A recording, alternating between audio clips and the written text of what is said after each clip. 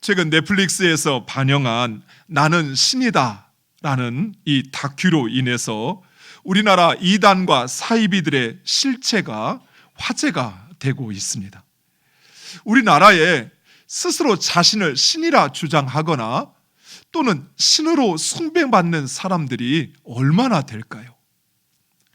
국제종교문제연구소에서 보고한 자료에 의하면 우리나라에 자칭, 타칭, 하나님, 신이라 하는 자가 20명, 그리고 자신을 재림 예수라, 구세주라 하는 이가 50명이 넘는다고 합니다. 그 대표적인 경우가 바로 최근에 화제가 되었던 JMS의 정명석입니다. 그리고 아가동산이라고 일컬어지는 그곳에 김기순이라고 하는 사람 역시 그렇습니다. 또 신천지의 이만희가 그렇지요. 그리고 하나님의 교회의 장길자 역시 자신을 하나님 어머니라고 주장합니다. 그리고 최근에 조선일보와 동아일보 등 이 중한 일간지에 마치 기사처럼 실리는 광고가 있습니다. 바로 전능하신 하나님의 교회, 지금 여러분 보시는 화면의 오른쪽에 있는 이 전능하신 하나님의 교회, 일명 정능신교라고 일컬어지는 조유성가 그리고 양양빈입니다.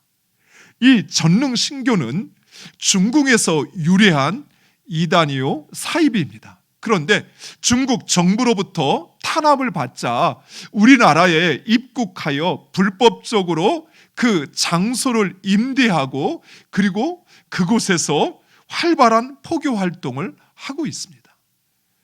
우리 대전에도 동구의 득승교회라고 하는 이 모임 집회 장소를 통해서 많은 성도들을 현혹하고 있다고 합니다.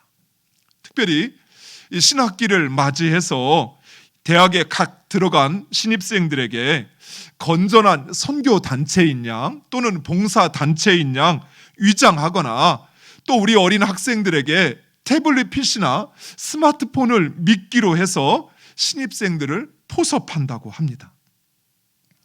더욱이 이단이나 사이비에 대한 정확한 인식이 없는 우리 아이들에게 자신을 선교사로 소개하면서 접근한다고 하니 우리 대학 청년들 그리고 특별히 우리 학부모님들, 대학 청년 자녀들 둔 학부모님들 각별히 관심과 주의를 기울여 주시기를 간절히 부탁드립니다. 제가 예전에 다니던 교회에 교사로 섬기시는 권사님 또 안수 집사님 가정이 있었습니다. 그런데 그 딸 아이가 그만 신천지에 미혹당하여 집을 나가서 그곳에서 합숙 생활을 하는 것입니다. 이 일로 인하여 그 가정은 완전히 가정 생활이 영유가 되지가 않아요. 매일마다 그 아이를 찾으러 다니고 어떻게 수소문해서 그 아이를 찾아오면 가정이 아주 그냥 엉망이 돼버리는 거예요. 그리고는 또 뛰쳐나가서 그 이단에 빠져드는 것입니다. 우리 부모님들, 우리 자녀들이 요즘에 무엇에 관심을 두고 있고 또 어떤 말들을 하는지에 대해서 관심 기울이셔야 돼요. 또한 우리 장년들 역시 유튜브나 인터넷을 조심하시기 바랍니다. 이런 이단과 사이비들이 최근에는 유튜브와 그리고 인터넷 웹상에 그들의 동영상과 자료들을 무차별적으로 올린다고 합니다. 그런데 그 제목이 참 그리스도인과 거짓 그리스도인을 분별하는 법 또는 경건의 비밀 등 그 제목만 보면 마치 이 영상이 정통 종교에서 나온 아무런 문제가 없는 것처럼 보입니다. 제가 어젯밤에 구글 사이트에 들어가서 검색을 했던 것이에요. 참 그리스도와 거짓 그리스도의 분별법, 이걸 딱 치고 검색을 하니까 앞에 나오는 모든 동영상이 방금 소개한 전능하신 하나님의 교회를 출처로 하는 영상이에요. 인터넷에 돌아다니는 웹 자료 역시 마찬가지입니다. 여러분의 신앙생활에 궁금해서 핸드폰이나 스마트폰이나 컴퓨터로 검색을 하면 그 검색에 가장 윗순위에 떠오르는 모든 글들은 대부분 다 이단과 이러한 사이비르가 남겨놓은 쓴 글이라고 하는 것입니다. 그래서 여러분들 요즘에 유튜브를 통해서 많은 정보들을 얻잖아요. 그래서 그 정보들이 정말 제대로 된 교회로부터 나온 것인지 아니면 이단인지 사입인지를 분명하게 분별하기 위해서는 그것을 의지해서는 안 된다는 것입니다. 특별히 유튜브를 많이 보시는 우리 성도님들 각별히 유의해 주시기 바랍니다. 지금도 이처럼 자칭, 타칭, 신이라 주장하는 자들이 많지만 고대 시대, 오늘 우리가 말씀을 살펴볼 이 고대 시대는 우상의 시대라 할 만큼 지금과는 비교할 수 없을 만큼 그 우상들이 즐비하였습니다. 심지어 이리와 파리 또는 개구리와 같은 살아있는 모든 것을 신으로 숭배했습니다. 특별히 이스라엘 백성들은 430년 동안 예굽에서 살았는데 이 예굽은 다민족 국가였습니다. 모든 민족, 다양한 민족들이 모이다 보니까 그 민족들의 신들을 인정하게 되었던 것입니다. 그래서 그야말로 예굽은 우상들 천지였습니다. 지금 이제 여러분이 보고 있는 이 그림은 바로 당시 애굽 사람들이 섬겼던 신들 가운데 일부였습니다.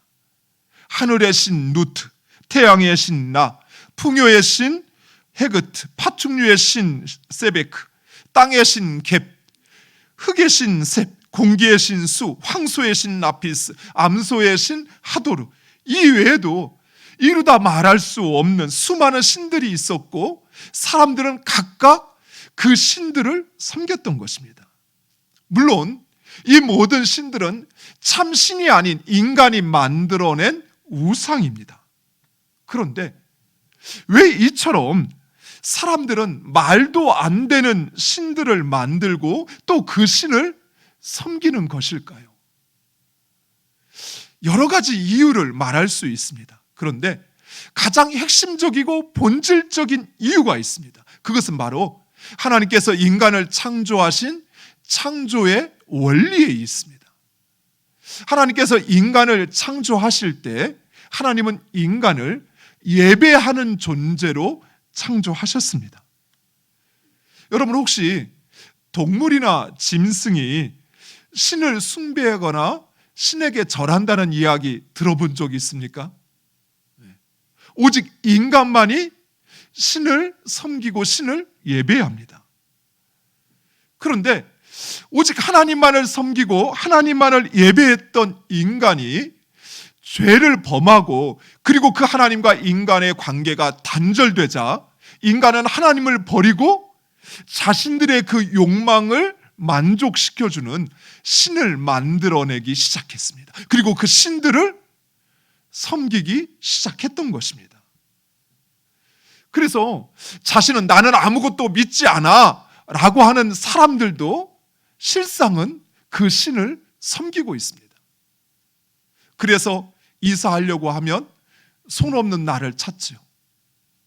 새로운 사업을 시작하려고 하면 돼지 머리를 놓고 그곳에 제사를 지내면서 무사하고 잘 되라고 그런 일들을 벌이는 것입니다. 요즘 젊은 세대들도 여전히 그런 일들을 하고 있다고 그래요. 그런데 이러한 예배는 단순히 의식에 참여하는 행위만을 말하는 것이 아닙니다. 내가 누군가를 예배한다라고 하는 것은 바로 나의 정체성, 내가 누구이고 그리고 내가 어떻게 살아야 하는가라고 하는 것을 결정하는 것입니다. 그래서 자신이 예배하는 대상이 누구냐에 따라서 우리의 생각도 달라지고 우리의 선택도 달라집니다. 또 우리의 삶의 방식도 달라집니다. 예를 들어서 유대인들은 돼지를 잡지도 않고 돼지 고기를 먹지도 않습니다. 율법에 발굽이 갈라지지 않고 되새김질 하지 않는 것을 먹지 말라 명하셨기에, 그래서 유대인들은 이 되새김질 하지 않는 돼지를 먹지 않는 것입니다. 반면에 힌두교인들은 소고기를 먹지 않습니다. 왜냐하면 힌두교인들은 소에는 그들의 신들이 깃들어 있다라고 생각을 하는 것입니다. 신이 깃들어 있는 소를 잡거나 그것을 먹는 행위는 당연히 불경스러운 일이 되어버리는 것이죠. 또 불교인들 역시 일반적으로는 고기를 먹지 않고 또 조미료를 사용하지 않습니다. 왜냐하면 대승경법이라고 하는 그 불교의 경전에 보면 살생을 하지 말고 그리고 조미료를 넣지 말라 말하기에 그들은 고기를 먹지 않고 살생을 또 조미료를 넣지 않는 것이죠. 하지만 우리 그리스도인들은 모든 것을 다 먹습니다. 왜냐하면 하나님 지으신 것이 모두 다 선하기에 감사함으로 받으면 버릴 것이 없는 것입니다. 그래서 그리스도인들은 가리지 않고 먹습니다. 이처럼 누구를 섬기느냐라고 하는 것은 우리의 생각과 우리의 결정 그리고 우리의 삶의 방식을 결정합니다. 그래서 누구를 섬기느냐 하는 것은 너무나도 중요한 문제라는 것입니다. 그런데 더 중요한 문제가 있습니다. 그것은 바로 내가 섬기는 그 신이 참 신이냐 아니면 우상이냐, 인간이 만들어낸 헛된 우상이냐 하는 것입니다. 만약 우리가 섬기는 그 신이 참 신이라면 우리가 드리는 이 예배는 가치 있고 그리고 소중한 것입니다. 또한 그 신의 가르침을 따라 사는 우리의 삶 역시 의미 있고 또 그것은 진리입니다. 하지만 만약에 우리가 인간이 만들어낸 그 헛된 신, 그 우상을 섬긴다고 한다면 우리가 예배하는 것, 또 그 신의 가르침을 따라 행하는 것, 그 모든 것은 무가치한 일이요 헛된 일이 되어버리고 마는 것입니다. 만약 우리가 섬기는 하나님이 신이 아닌 인간이 만들어낸 것이라면 우리가 이처럼 모여서 예배하는 것은 헛된 일이에요. 시간 낭비예요. 무가치한 일이에요. 뿐만 아니라 우리가 참 신이 아닌 헛된 우상을 섬긴다고 한다면 그것은 곧 참 신에 대한 모독이요 그 신의 명예를 훼손하는 것입니다. 그렇죠. 여러분 한번 생각해 보세요. 여러분의 자녀들이 여러분을 옆에 놔두고 다른 남자에게, 다른 엄마에게 아버지, 어머니라고 한다고 생각해 보세요. 그 아이의 어머니, 아버지는 명예가 훼손되는 일 아닙니까? 네. 아버지로서 그 명예가 실추되잖아요. 내가 아버지인데, 내가 네 아버지인데 누구한테 지금 아버지라고 이야기하느냐라고 하는 것처럼 만약 하나님이 참 신이라면 하나님이 아닌 다른 신을 섬기는 것이라면 그것은 곧 하나님을 모독하는 일인 것입니다. 따라서 우리가 섬기는 그 신이 참 신인지 아니면 우리가 다른 신을 섬겨야 하는 것인지 잘 알아야 합니다. 그리고 우리가 섬기는 하나님, 그 하나님이 참 신이라면 우리는 오직 하나님 그분만을 예배해야 하며 그리고 그분의 말씀을 따라 살아야 하는 것입니다. 야곱의 후손들은 가나안을 떠나서 400년 동안 바로 예굽에서 생활을 하게 됩니다. 이 야곱의 후손들은 하나님께서 약속하신 대로 예굽 땅에서 하늘의 별과 같이 거대한 민족을 이루게 되었습니다. 그런데 이 야곱의 후손들, 곧 이스라엘 백성들이 살았던 예굽, 이 예굽은 우상들의 전시장이라고 말씀드렸습니다. 이런 애굽에서 400년 동안이나 살다 보니 이스라엘 백성들도 자신들도 모르게 조금씩 그 애굽의 문화와 그리고 애굽의 신들에게 젖어가기 시작했던 것입니다. 더욱이 이스라엘 백성들이 섬겼던 하나님, 그 하나님은 다른 신들과는 달랐습니다. 다른 신들은 자신을 보여주는 형상이 있었어요. 동상이 있었어요. 그래서 그것을 보고 신이라 말하고 신이 존재한다 생각했던 것입니다. 그런데 이스라엘의 하나님은 자신을 나타내는 그 어떤 형상이나 또는 그 어떤 물체가 있지 않았어요.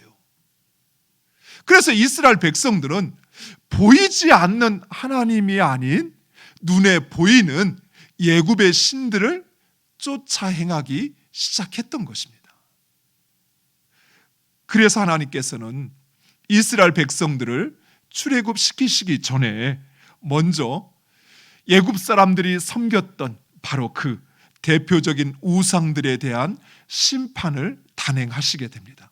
우리 이사야서 41장 21절과 22절 말씀 우리 화면을 보고 함께 읽겠습니다. 나 여호와가 말하노니 너희 우상들은 소송하라. 야곱의 왕이 말하노니 너희는 확실한 증거를 보이라. 장차 당할 일을 우리에게 진술하라. 또 이전 일이 어떠한 것도 알게 하라. 우리가 마음에 두고 그 결말을 알아보리라. 혹 앞으로 올 일을 듣게 하며 뒤에 올 일을 알게 하라. 그리하면 너희가 신들인 줄 우리가 알리라. 또 복을 내리든지 재난을 내리든지 하라. 우리가 함께 보고 놀라리라. 보라, 너희는 아무것도 아니며 너희 일은 허망하며 너희를 택한 자는 가증하니라. 아멘. 하나님은 지금 애굽의 신들이 인간이 만들어낸 허구요 허상일 뿐임을 증명하고자 하시는 것입니다. 그래서 애굽에 10가지 재앙을 내리시어서 바로 애굽 사람들이 섬겼던 그 신들을 하나하나 차례차례대로 심판하십니다. 그 첫 번째 신은 바로 나일강의 신이었던 하피. 여러분 지금 보시는 바로 이 하피 신을 심판합니다. 애굽 사람들은 나일강에서 그들의 먹는 물, 생수와 그리고 그들의 농사를 짓는 농수를 공급받았습니다. 인간은 먹을 것을 먹지 않고는 30일을 견딜 수 있다고 해요. 하지만 물을 먹지 않고는 3일을 견뎌낼 수 없다고 합니다. 따라서 당연히 이 애굽 사람들은 자신들의 그 생명, 물을 공급하는 이 하피신, 나일강의 신을 섬겼던 것입니다. 그런데 하나님께서 그 나일강뿐만 아니라 나일강의 모든 지류들, 또 심지어 연못들의 물들을 피가 되게 하십니다. 그러자 그 물속에서 살았던 모든 물고기들이 죽어나가게 되고 더 이상 그 물을 마실 수 없게 돼버리는 것입니다. 이로 인해서 생명을 살리는 물은 이제는 오히려 생명을 죽이는 피가 돼버린 것입니다. 두 번째는 하나님은 개구리의 신 헤그트를 심판하십니다. 애굽 사람들은 이 개구리를 풍요의 상징으로 여겼습니다. 그래서 그 풍요의 상징인 이 헤그트 여신을 섬겼던 것입니다. 하지만 하나님께서 말씀하시자 풍요를 상징했던 이 개구리들이 강들로부터 올라와 온 집안에 그리고 온 마당에 또 침실에 또 그 부엌에 또 밀가루 반죽에 개구리들이 모두 퍼져버리니 그 모든 것을 망쳐버리고 말았습니다. 인간의 풍요를 가져다 주었던 그 신이 오히려 인간의 풍요를 쓰레기로 만들어버리는 것입니다. 그리고 세 번째, 하나님은 이 재앙을 내리십니다.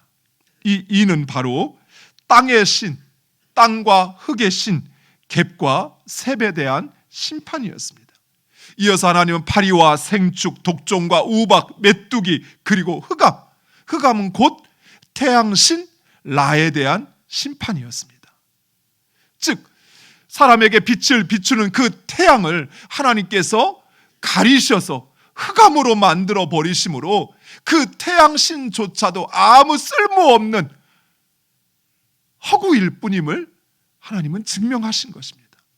그리고 마지막 10번째 장자의 재앙을 통해서 애굽의 최고의 신이었던 바로 오시리스, 여러분 지금 보시는 이 오시리스와 이시스를 심판하십니다.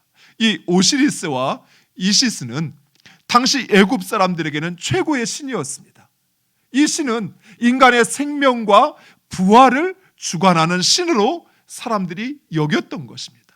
그런데 하나님께서 바로 그 애굽의 바로왕의 장자와 애굽 모든 민족의 장자, 그리고 모든 짐승 가운데 처음 태어난 것을 죽이심으로써 우리 인간의 생명과 죽음, 그 부활을 주장하시는 분은 이 오시리스가 아닌 바로 하나님이심을 증명했던 것입니다.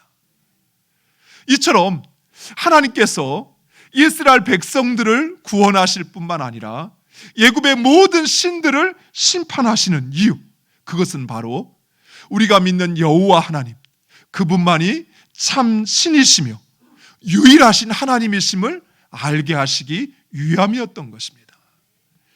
출애굽기 8장 22절과 23절 우리 화면을 보고 한 번 더 함께 읽겠습니다. 그날에 나는 내 백성이 거주하는 고센 땅을 구별하여 그곳에는 파리가 없게 하리니 이로 말미암아 이 땅에서 내가 여호와인 줄 알게 될 것이다. 내가 내 백성과 내 백성 사이를 구별하리니 내일 이 표징이 있으리라 하셨다 하라 하시고 여호와께서 그와 같이 하시니 무수한 파리가 바로의 궁과 그의 신하의 집과 애굽 온 땅에 이르니 파리로 말미암아 그 땅이 황폐하였더라. 아멘. 사랑하는 성도 여러분, 우리가 섬기는 하나님, 우리가 예배하는 하나님, 그분은 유일하신 신이십니다. 그 하나님은 세상을 창조하시고 세상 역사를 주관하시는 홀로 유일하신 하나님이십니다. 오직 하나님, 그 하나님만이 우리를 구원하시기도 하시며 우리를 멸하기도 하시는 유일하신 신이시라는 것입니다. 그리고 우리는 바로 그 유일하신 하나님께서 사랑하시고 택하신 하나님의 백성입니다. 하나님께서 이스라엘 백성들에게 찾아오시어서 자신들을 나타내시고 그리고 애굽의 모든 신들을 멸하시고 그리고 그들을 애굽에서 구원하시어 젖과 꿀이 흐르는 가나안 땅으로 인도하셨던 것처럼 하나님께서 예수 그리스도를 통해서 우리를 찾아오셨습니다. 우리가 먼저 하나님을 찾았던 것이 아니었어요. 이스라엘 백성들이 복받은 민족인 것처럼 하나님을 섬기는 우리들은 복받은 자들입니다. 그리고 우리가 섬기는 하나님, 그 하나님은 하늘과 땅, 천상천하의 유일하신 신이십니다. 우리는 바로 그 하나님의 백성임을 믿으시기 바랍니다. 이제 자부심을 가지시기 바랍니다. 인간이 만들어낸 허구, 그 우상을 섬기는 무가치하고 헛된 일을 행하는 것이 아니라 우리는 참 신이신 하나님, 그 하나님을 예배하며 그리고 그 하나님의 백성이라는 자부심을 가지고 살아가시기 바랍니다. 하나님의 백성답게 사는 여러분 되시기를 간절히 축원드립니다. 기도하겠습니다. 이 땅에 유일하신 하나님,